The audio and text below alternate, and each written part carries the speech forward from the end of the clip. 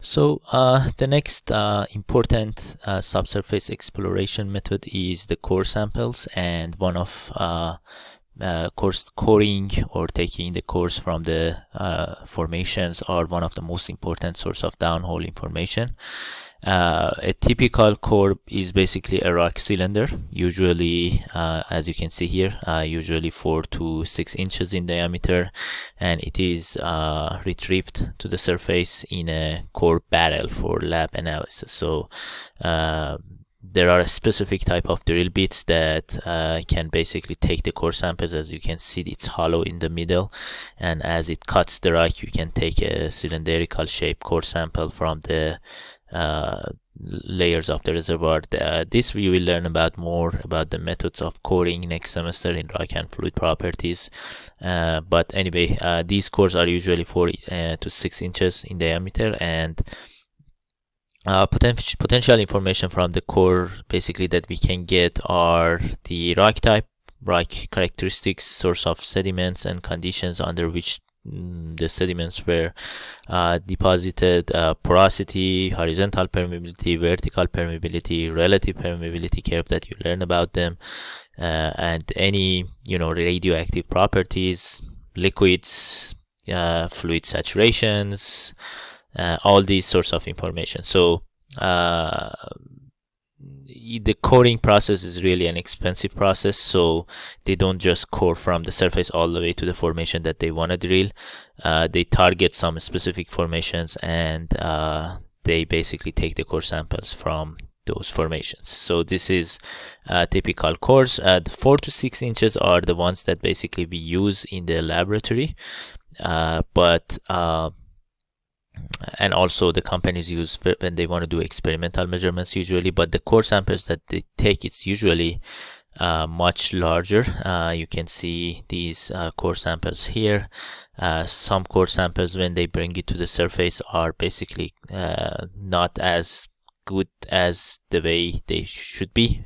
You see that they are cut and fragments and things like that, so they are not in their best conditions. So you can do experiments, which we do experiments next semester on the core samples. We will calculate porosity, permeability, all different sorts of information that we can get from core samples is the topic of your next course in next semester and laboratory. So the next source of information that we have are electric logs, and electric logs, basically we will define what is logging and how logging help us to get information from different wellbores. So determining the downhole properties relative to depths, this is what logging do, and there are different methods of logging. It's electric logs, magnetic logs, sonic logs, radioactive logs, physical logs of various types, such as caliper log, and information may be basically quantitative or qualitative. So if you look at here, logging tools are basically they have a track on the surface that analyze the data, and a wire line is attached to this track, and you can see small, it's a small here, but you can see there is a wire line attached, and then the logging tools, which you can see here, is sent into the wellbore and sends some sort of signals depending on the type of log that we are taking. It could be magnetic signals, radioactive signals, or electric signals, such as for example, we have acoustic signals as well. We send these signals into the formation, they receive it back here, and it is sent to the track for analysis of basically different formations that we have underground. And based on the response that we get from the logging information, then we can interpret them to calculate different properties such as porosity or permeability or saturation, and type of the rock, lithology of the formation, formation pressure, all these basically informations that we can get. So this is basically, as I mentioned, this is an onshore logging truck performing logging operation, and there is a control room there for monitoring the well log operation during the job, and logging data is basically transmitted through electric logging cable to the this control room, and then they are analyzed, right? So wire lines can be sent into horizontal belts as well, and they do logging for those type of wellbores as well. So this is another picture of the logging truck on shore, and also the device that is basically connected. Another picture here. You can see all sort of formation information. As I mentioned, you can calculate pressure, temperature, rock density, permeability, fluid saturation, magnetic properties, radioactive properties. All these basically information we can get from the logs in real time if we do the logging. So now there are two different type of loggings. One is called open hole logging, and it's used basically to evaluate fluid and rock properties around the wellbore. And some examples of the porosity logs are porosity logs and resistivity logs. So porosity logs are used to calculate porosity or measure porosity of the formation. Resistivity logs are used for different purposes. It could be identifying if there exists any hydrocarbon, right? Identifying the presence of hydrocarbons, or it could be to measure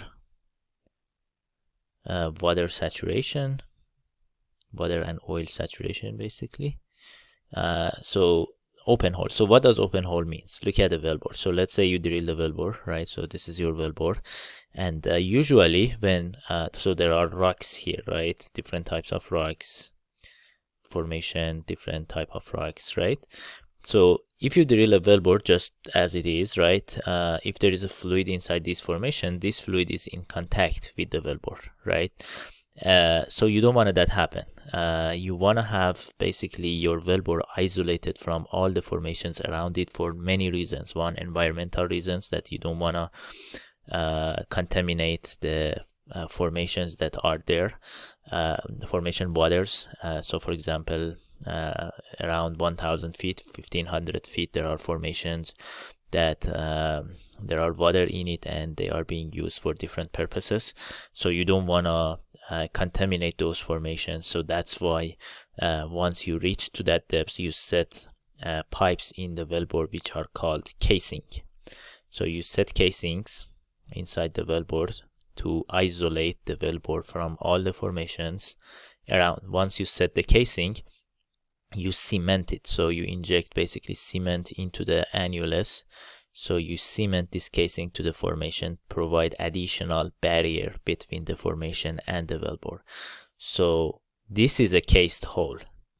This is called a cased hole because there is a casing. There is a pipe which is called casing in it. Okay.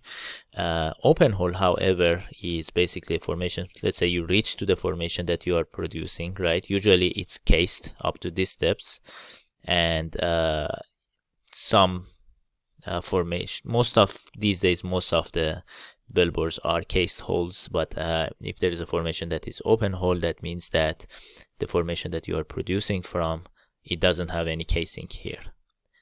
Okay. If you put the casing in and you want to produce, we do something which is called perforation. So you basically inject bullets into this casing and create basically a path for fluid to produce from the formation into the wellbore. But anyway, so that's the difference between open hole and case hole. And open hole logs basically